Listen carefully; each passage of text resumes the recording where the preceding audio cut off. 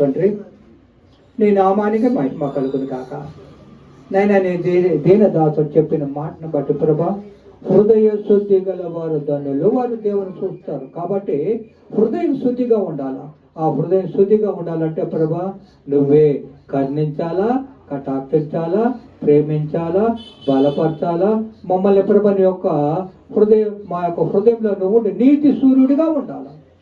కాబట్టి ప్రభా నాయన, ఇక్కడ ఉన్నటువంటి ఒక్కొక్క కుమార్తె కొరకు, నేను ఇక్కడ ఉన్న ప్రతి ఒక్క బిడ్డ కొరకు ప్రభా నీ సన్నిధిలో మొరపెడుతున్నాము రాజా. చక్కటి ఆరోగ్యం, బలం దయచేయండి, చక్కటి జ్ఞానం దయచేయండి ప్రభా. నీ వాక్యం విన్నాము, హృదయ శుద్ధి గలవారు ధన్యులు, వారు దేవుని చూస్తారన్నా ప్రభా.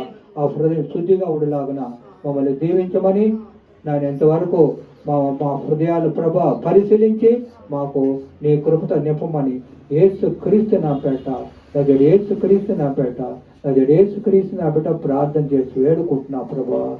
ఆమేన్, ఆమేన్, ఆమేన్. దయచేసి మీరు మీ గృహం పోయిన తర్వాత కూడా మీరు ప్రార్థనలు పెట్టాలా.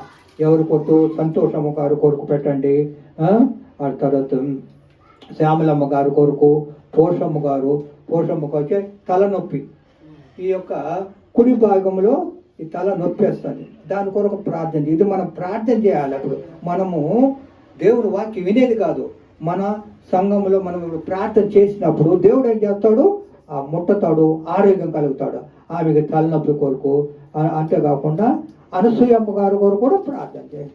పాప అనసూయమ్మ గారు ఏమైపోయి ఇంటికి వస్తూ ఉన్నప్పుడు ఏం చేసింది, ఈ యొక్క నోరు లేని జీవి కుక్క కొరికింది. ఆ చోటు ఆమెకు ఏం చేయాలి, దేవుడు ముట్టాలా, ఆరోగ్యం కలుగజేయాలా. చూడు, బాగా యోచన చేయండి. హృదయ శుద్ధి గలవారు దాన్ని వారు దేవుని చూస్తారు. హృదయంలో నువ్వు ప్రార్థన చేసినప్పుడు వారికి ఆరోగ్యం కలుగుతుంది, వారికి మేలు చేస్తాడు దేవుడు.